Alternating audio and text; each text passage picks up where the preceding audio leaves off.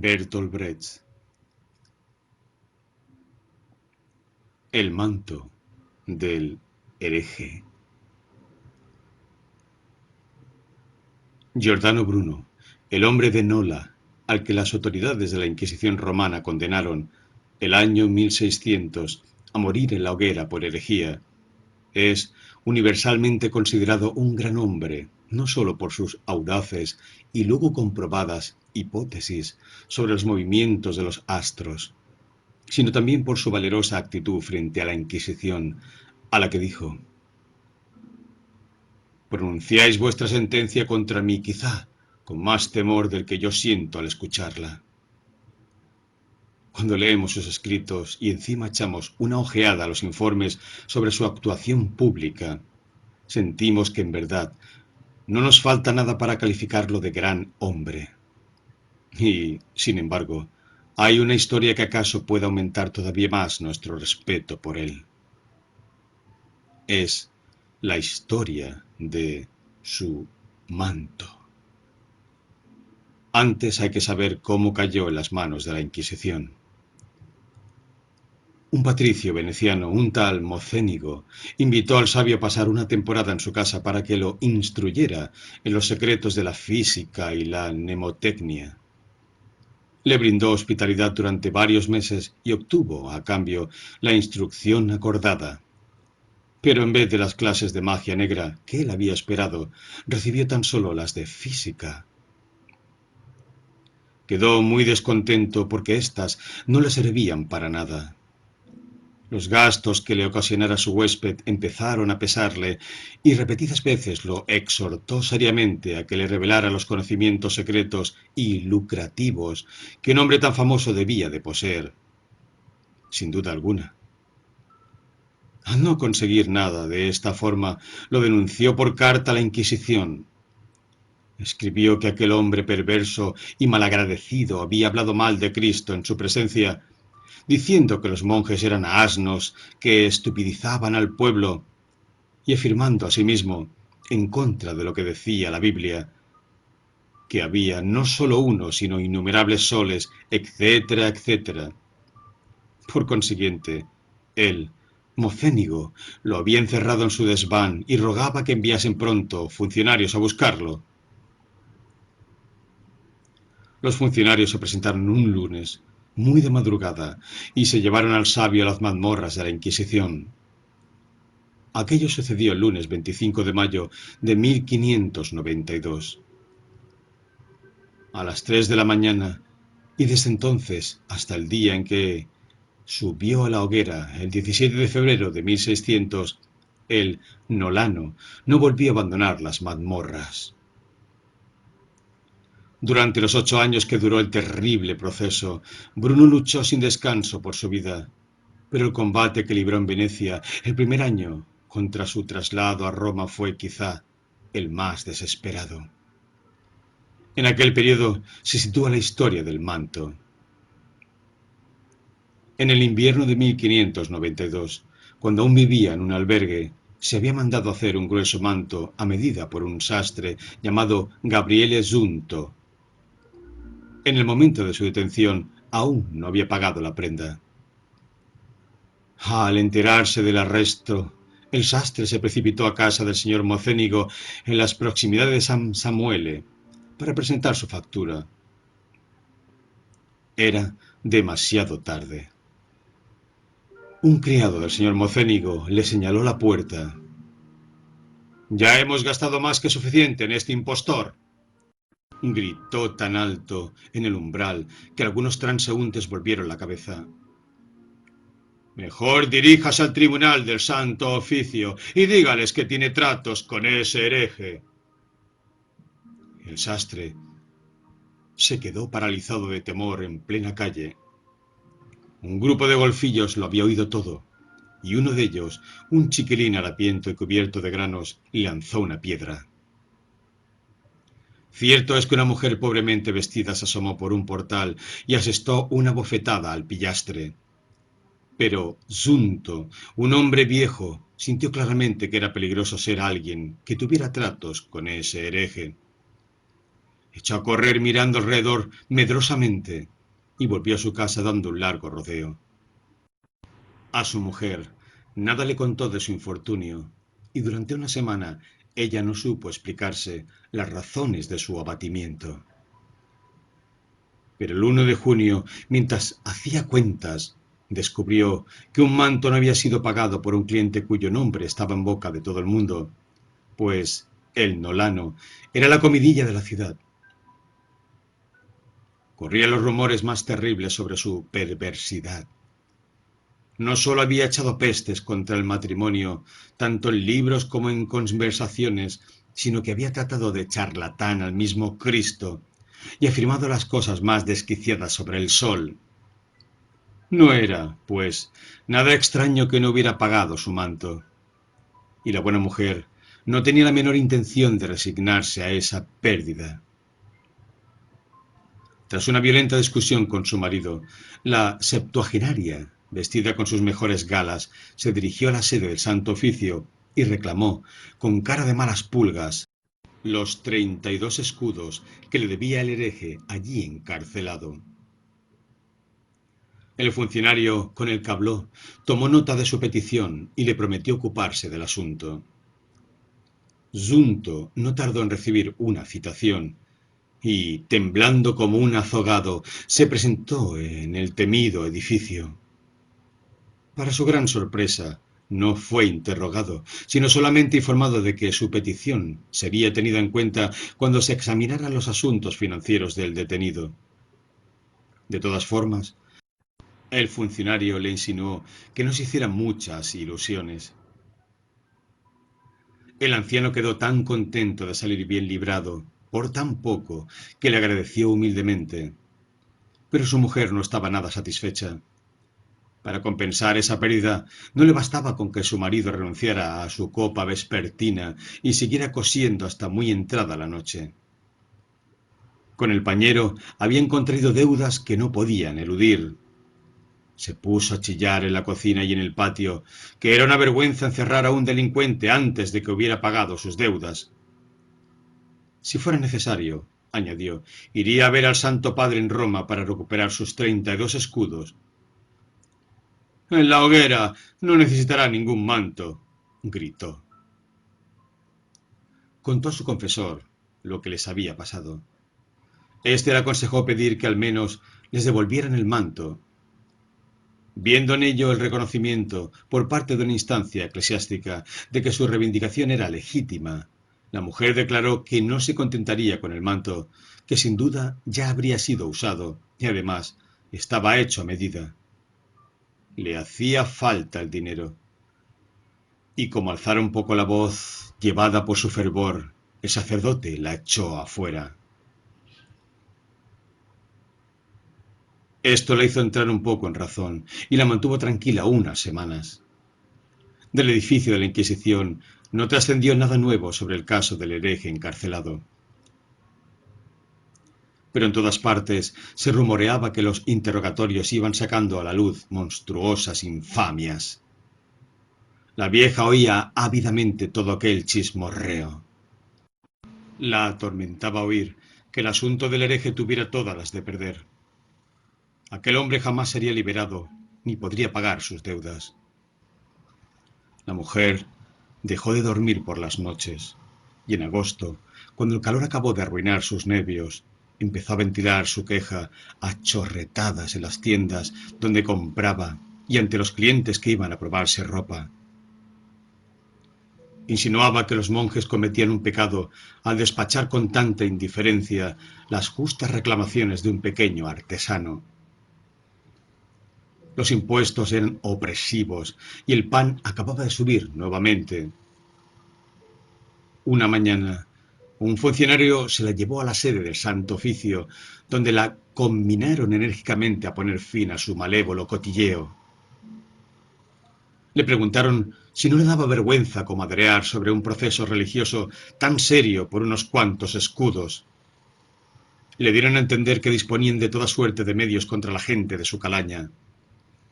Esto surtió efecto un tiempo, aunque cada vez que pensaba en la frase «por unos cuantos escudos», pronunciada por aquel fraile rechoncho, enrojecía de ira. Hasta que en septiembre se rumoreó que el gran inquisidor de Roma había pedido el traslado del Nolano. El asunto se estaba debatiendo en la Signoria. La ciudadanía discutió acaloradamente esta petición de traslado y la opinión era, en general, contraria. Los gremios no querían aceptar ningún tribunal romano por encima de ellos. La vieja estaba fuera de sí. ¿Dejarían ahora que el hereje fuera trasladado a Roma sin haber saldado antes sus deudas? Aquello era el colmo. No bien hubo oído la increíble noticia cuando, sin molestarse siquiera en ponerse un vestido mejor, se precipitó a la sede del Santo Oficio. Esta vez la recibió un funcionario de mayor rango, que curiosamente fue mucho más complaciente con ella que los anteriores. Era casi de su misma edad y escuchó sus quejas tranquila y atentamente. Cuando terminó, él le preguntó, tras una breve pausa, si deseaba hablar con Bruno. Enseguida dijo que sí, y fijaron una entrevista para el día siguiente. Aquella mañana, un hombrecillo enjuto, con una oscura barba rala, la abordó en un cuartucho minúsculo con ventanas enrejadas y le preguntó cortésmente qué deseaba. Ella lo había visto cuando él fue a probarse el manto y recordaba bien su cara, pero esta vez no lo reconoció de inmediato. La tensión de los interrogatorios debía de haberle provocado un cambio. La mujer dijo precipitadamente: «El manto. No llegó a pagarlo». Él la miró asombrado unos segundos. Cuando por fin se acordó, le preguntó en voz baja: «¿Cuánto le debo?» «32 escudos», dijo ella. «Le enviamos la cuenta». Él se volvió hacia el funcionario alto y grueso que vigilaba la entrevista y le preguntó si sabía cuánto dinero se había depositado en la sede del Santo Oficio, junto con sus demás pertenencias. El hombre lo ignoraba, pero prometió averiguarlo. «¿Cómo está su esposo?», preguntó el prisionero volviéndose otra vez hacia la vieja, como si el asunto estuviera prácticamente zanjado. Se hubieran establecido relaciones normales y aquello fuera una visita habitual.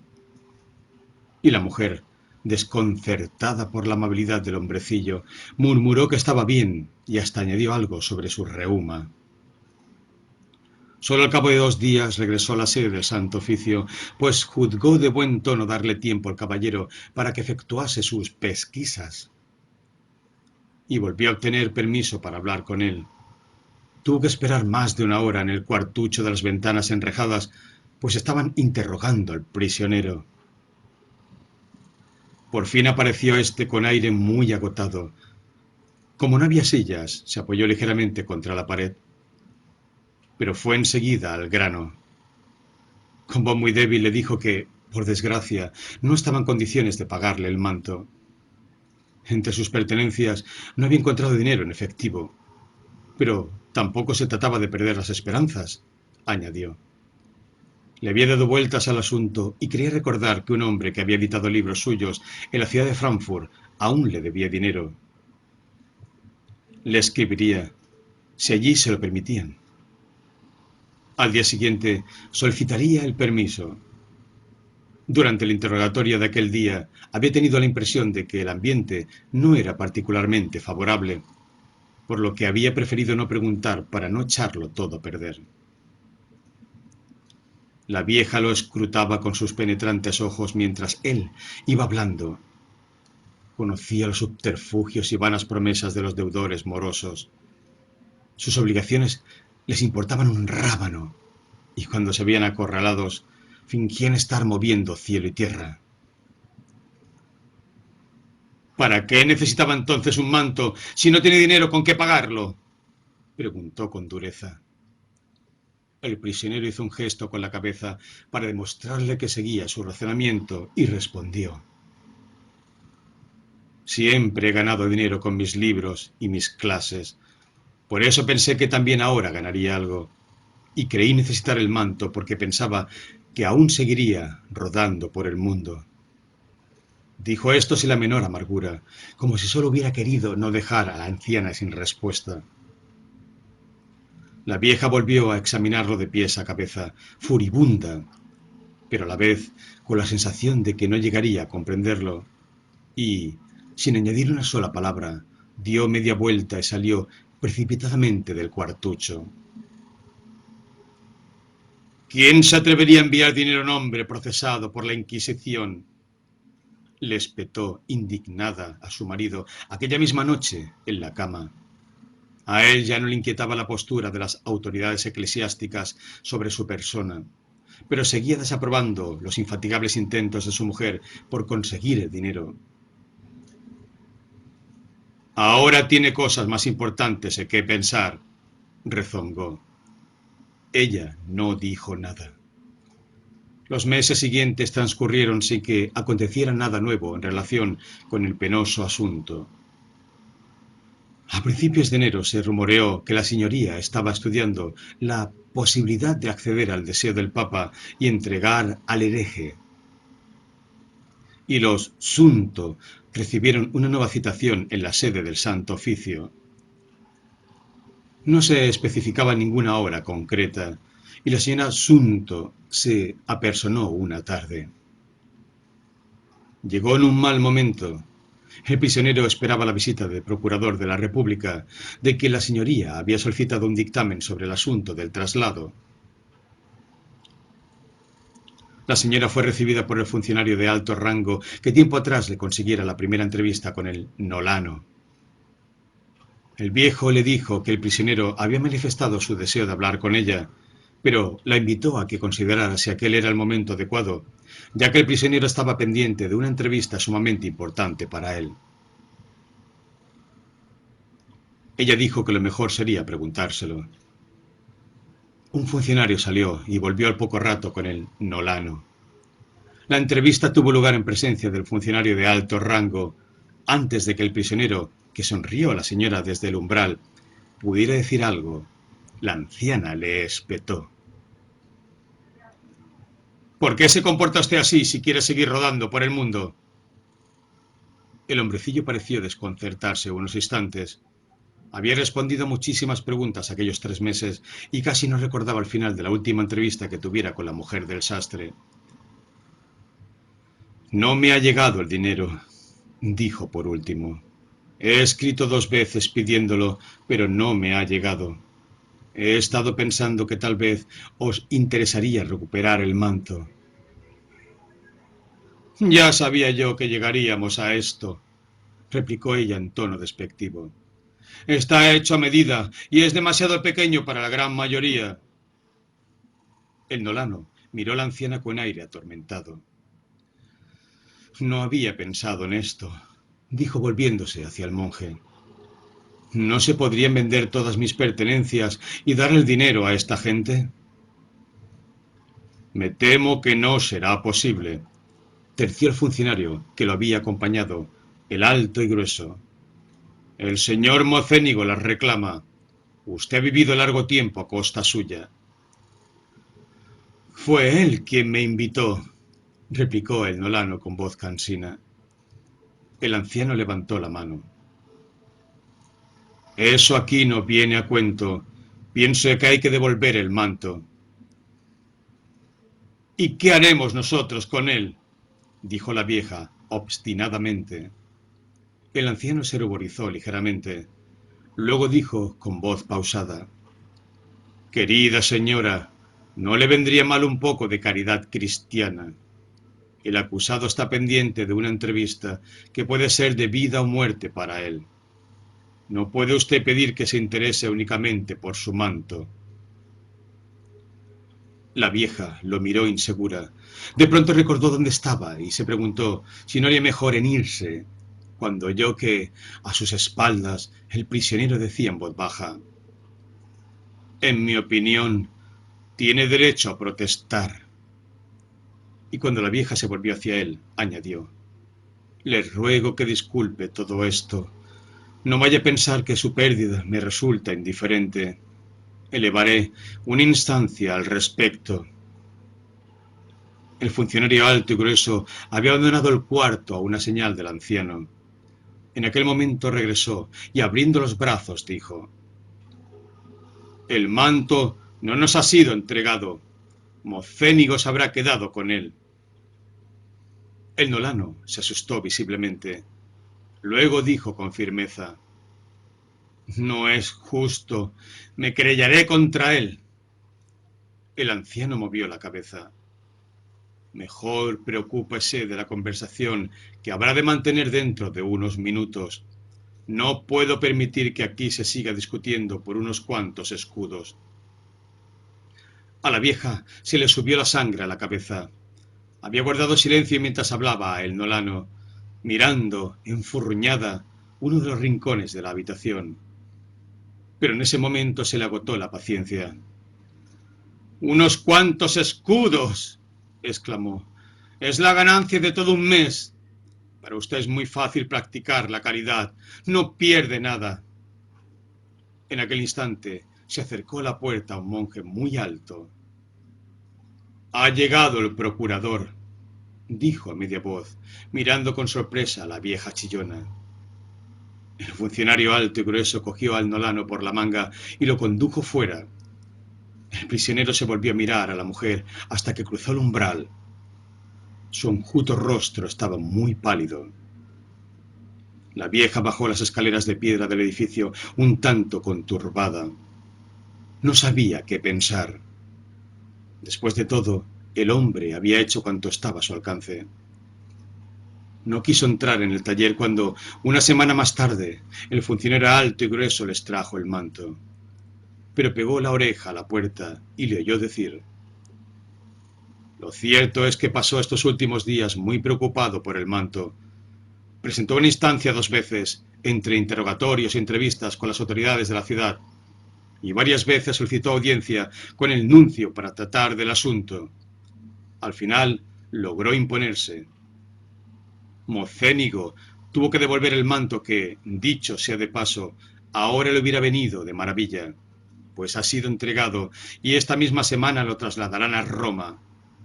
Era cierto. Estaban a finales de enero».